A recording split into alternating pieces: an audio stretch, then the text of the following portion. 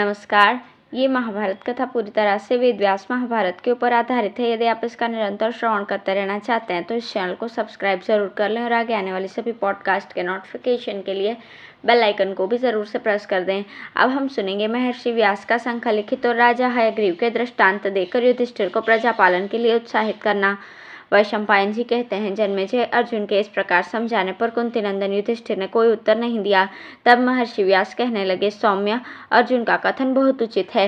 गृहस्थ धर्म बहुत उत्तम है और शास्त्रों में उसका वर्णन किया गया है। धर्मज्ञ, तुम शास्त्रानुसार सर्वधर्म का ही आचरण करो। तुम्हारे लिए घर छोड़कर वन में जाने का विधान नहीं है। देखो, देवता, पितर, अतिथि और सेवक, इन सब का निर्वाह गृहस्थ के द्वारा ही होता है। अतः तुम इन सब का पालन करो।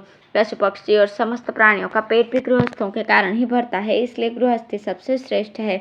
तुम्हें वेद का पूरा ज्ञान है और तुमने तपस्या भी बहुत बड़ी की है, इसलिए अपने इस पैतृक राज्य का भार उठाने में तुम सब प्रकार से समर्थ हो।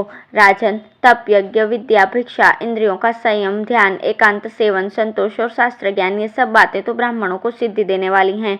क्षत्रियों के धर्म यद्यपि तुम जानते ही हो, तो भी मैं तुम्हें सुनाता हूँ। यज्ञ, विद्याभ्यास, शत्रुओं पर चढ़ाई करना, राज्य लक्ष्मी की प्राप्ति से कभी संतुष्ट न होना, दंड देना, दबदबा रखना, प्रजा का पालन करना, समस्त वेदों का ज्ञान प्राप्त करना, तप, सदाचार, द्रव्योपार्जन और सुपात्र को दान देना। क्षत्रिय के ये सब कर्म उसे इहलोक तथा परलोक दोनों ही में सफलता देने वाले हैं। इनमें भी दंड धारण करना उसका सबसे प्रधान धर्म है।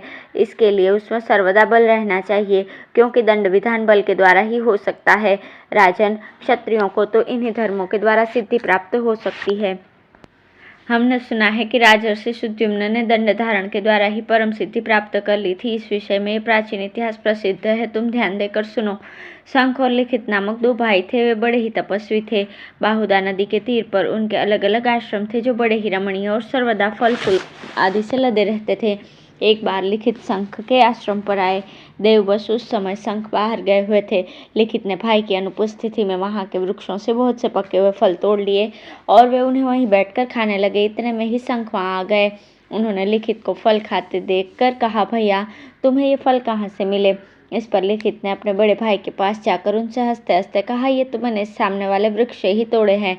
इस पर शंख ने कहा, तुमने मुझसे बिना पूछे ही स्वयं ही फूल तोड़कर तो चोरी की है, इसलिए तुम राजा के पास जाओ और उसे अपना सब कर्म सुनाकर कहो कि राजन, बिना दिए दूसरे की चीज लेकर मैंने चोरी का अपराध किया है, इसलिए ये सब जानकर आप अपना धर्म पालन कीजिए और तुरंत ही मुझे वो दंड दीजिए जो चोर को दिया जाता है। तब भाई की आज्ञा सिर पर धारण करके लिखित राजा सुद्युम्न के पास गए और उनसे बोले, राजन, मैंने बिना आज्ञा लिए अपने बड़े भाई के फल खा लिए हैं, इसलिए आप मुझे दंड दीजिए। सुद्युम्न ने कहा, विप्रवर, यदि आप दंड देने में राजा को प्रमाण मानते हैं तो क्षमा करने का भी उसको अधिकार है ही, अतः मैं आपको क्षमा करता हूँ।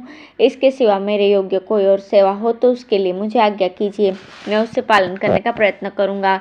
परंतु राजा के बहुत प्रार्थना करने पर भी लिखित ने दंड के लिए ही आग्रह किया। उसके सिवा और किसी प्रकार की भी बात उन्होंने स्वीकार नहीं की। तब राजा ने चोरी का दंड देते हुए उनके दोनों हाथ कटवा दिए। इस प्रकार दंड पाकर वे शंख के पास आए और अत्यंत दीन होकर उनसे प्रार्थना की कि मुझे दंड प्राप्त हो गया है, अब आप मुझ मंदमती को क्षमा करें।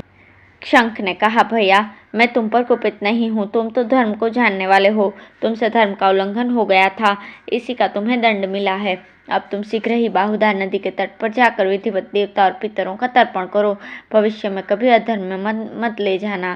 शंख की बात सुनकर लिखित ने बाहुदा के पुनित जल में स्नान किया और फिर वे ज्यों ही तर्पण करने को तैयार हुए कि उनकी भुजाओं में से कमल के समान दो हाथ प्रकट हो गए। इससे उन्हें बड़ा आश्चर्य हुआ और उन्होंने अपने भाई को जाकर वे हाथ दिखाए।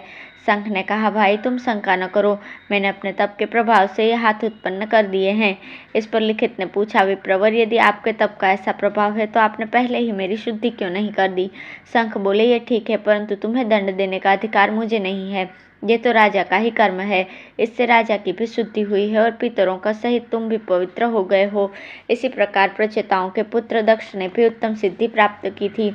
प्रजाओं का पालन करना यही क्षत्रियों का मुख्य धर्म है, इसलिए राजन, आप शोक त्यागिए, अपने भाई अर्जुन की हितकारिणी बात पर ध्यान दीजिए। क्षत्रियों का प्रधान कर्तव्य तो दंड धारण करना ही है, मुंड मुंडाना उनका काम नहीं है।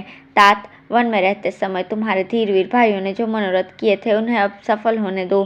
तुम नहुषपुत्र ययाति के समान पृथ्वी का पालन करो, अपने भाइयों के साथ धर्म अर्थ और काम का भोग करो, पीछे प्रसन्नता से वन में चले जाना।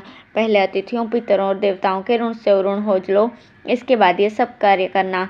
अभी तो सर्वमेध और अश्वमेध यज्ञों का अनुष्ठान करो। यदि तुम अपने भाइयों के साथ बड़ी बड़ी दक्षिणाओं वाले यज्ञ करोगे तो तुम्हें अतुलित यश प्राप्त होगा।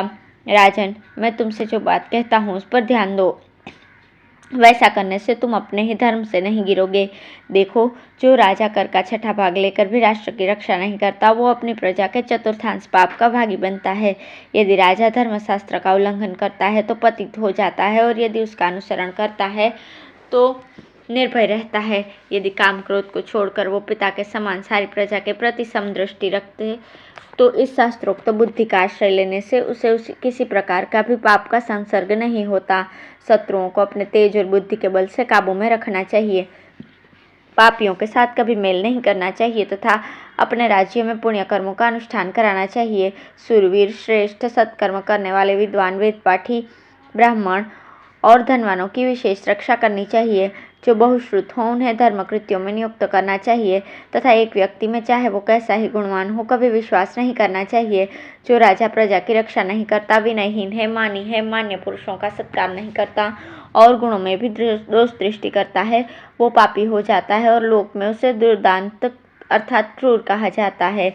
कई बार प्रजा लोग जो राजा की ओर से सुरक्षित न होने के कारण अनावृष्टि आदि दैवी आपत्तियों से नष्ट हो जाते हैं तथा चोरों के उपद्रव आदि से दुख पाते हैं, उसमें राजा का ही दोष का भाग होता है। किंतु पूरे विचार और नीति के साथ सब प्रकार प्रयत्न करने पर भी यदि सफलता न मिले तो उस अवस्था में राजा को कोई पाप नहीं होता। राजन, इस विषय में मैं तुम्हें हयग्रीव का प्रसंग सुनाता हूँ। वो बड़ा शूरवीर और पवित्र कर्म करने वाला था। उसने संग्राम में अपने शत्रुओं को परास्त कर दिया था, परंतु पीछे निस्सहाय हो जाने पर शत्रुओं ने उसे हराकर मार दिया। वो शत्रुओं का निग्रह और प्रजा का पालन करने में बड़ा ही कुशल था, इससे उसे बड़ी कीर्ति भी मिली थी। उसने विचारपूर्वक न्याय के अनुसार अपने राज्य का पालन किया, अहंकार को पास आने नहीं दिया और अनेकों यज्ञों का अनुष्ठान किया। इस प्रकार संपूर्ण लोकों को अपने सुयश से व्याप्त करके वो महात्मा स्वर्ग में सुख से भोग रहा था। उसने यज्ञ आदि के अनुष्ठान से दैवी और दंड नीति से मानुषी सिद्धि प्राप्त कर ली थी तथा धर्मशास्त्र के अनुसार प्रजा का पालन किया था। वो बड़ा विद्वान, त्यागी, श्रद्धालु और कृतज्ञ था। इस लोक में उसने अनेकों पुण्य कर्म किए और फिर देह त्याग कर उन पुण्य लोकों को प्राप्त किया जो बड़े बड़े मेधावी, विद्वान, माननीय और प्रयाग आदि तीर्थ स्थानों में शरीर छोड़ने वालों को मिलते हैं। धन्यवाद।